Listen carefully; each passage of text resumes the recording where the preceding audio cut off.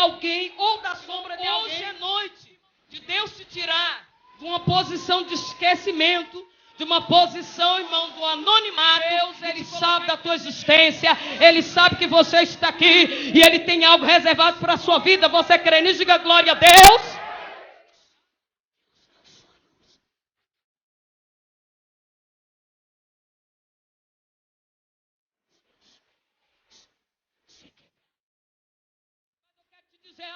Não vai cair por terra o projeto e o plano de Deus na tua vida, mas vai se cumprir. Vai se cumprir. Quem crê, diga glória a Deus.